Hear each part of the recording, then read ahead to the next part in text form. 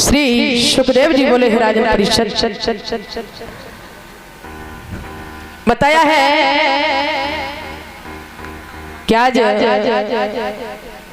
इसी तरीके से महाराज याति को छोटे बालक ने जवानी दी। महाराज याति ने जवानी को स्वीकार किया है और उस बच्चे ने बुढ़ापे को स्वीकार किया। आज इस तरीके से सारा राजपाट महाराज याति ने जिस बालक ने जवानी दी थी सारा राजपाट उसी बालक को दिया है।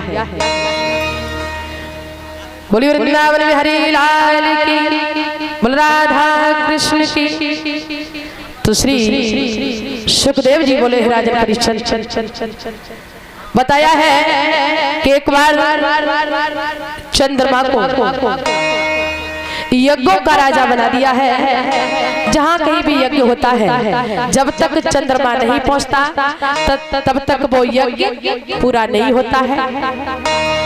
एक बार यज्ञ चल रहा है, उसी यज्ञ में चंद्रमा शामिल होने के लिए पहुंचा और उसी यज्ञ में गुरु बृहस्पति अपनी पत्नी तारा को लेकर के पहुंचे हैं। तो बताया है परीक्षित महाराज तारा देखने में बड़ी ही सुंदर थी। चंद्रमा ने अपने गुरु की पत्नी तारा को देखा कि देखने में बड़ी सुंदर है, तो चंद्रमा ने क्या किया कि अपने गुरु की पत्नी तारा का हरण कर लिया।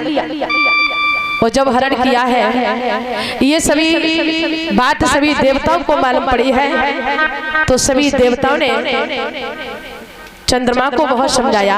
चंद्रमा तुमने अपने गुरु की पत्नी तारा का हरण किया है और सुनो गुरु की पत्नी गुरु के समान होती है, ऐसा करो तारा को वापस कर दो। लेकिन चंद्रमा ने किसी की बात को नहीं माना। आज इसी समय सभी देवताओं ने जाकर के भगवान विष्णु को समझाया है और कहा है ऐसा करो चंद्रमा तुमने अपने गुरु की पत्नी तारा का हरण कर लिया और तुम्हें मालूम है ये बहुत बड़ा पाप है, इसलिए तुम एक काम करो। चंद्रमा को ब्रह्मा जी ने बहुत समझाया। बताया है प्रभु के कहने पर आज चंद्रमा ने अपने गुरु की पत्नी तारा को जब वापस किया है तो उस समय तारा गर्भवती हो चुकी थी। और जब गर्भवती हो चुकी थी इधर देखा है धीरे धीरे समय व्यतीत हुआ, तो 9 मास के बाद में उस तारा ने बड़े सुंदर बालक को जन्म दिया है। धीरे धीरे वो बालक तनिक सियाना हुआ, देखने में बड़ा सुंदर है। एक दिन चंद्रमा ने उस बालक को देखा तो चंद्रमा कहने लगा ये बालक हमारा है और गुरु बृहस्पति कहने लगे ये बालक हमारा है। आपस में विवाद होने लगा।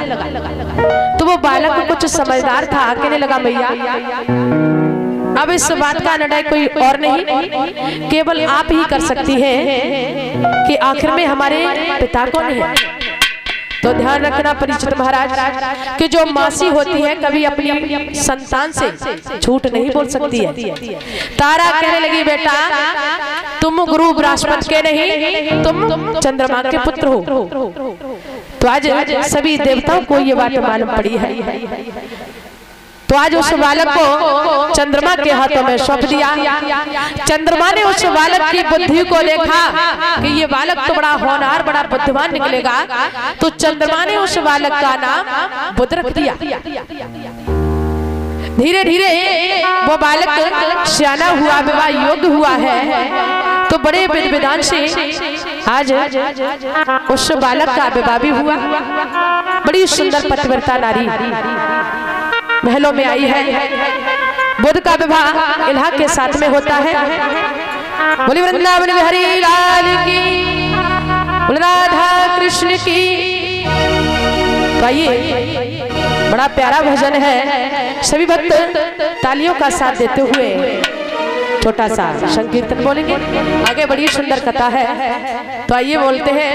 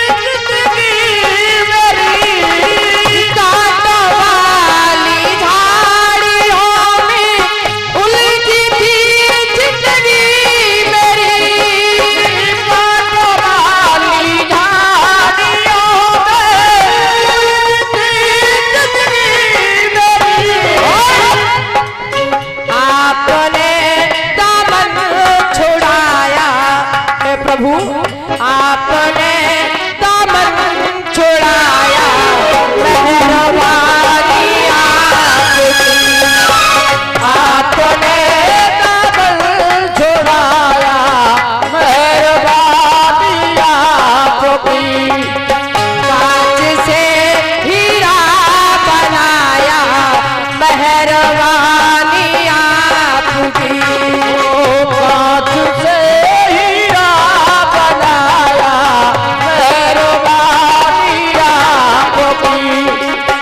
और आंसुओं में ही बिताई अब तलक ये जिंदगी। आंसुओं में ही बिताई अब तलक ये जिंदगी। आंसुओं में ही बिताई अब तलक ये जिंदगी। आंसुओं पे ही बिताई अब तलक ये जिंदगी। आपने हंसना सिखाया, मेहरबानी आपकी।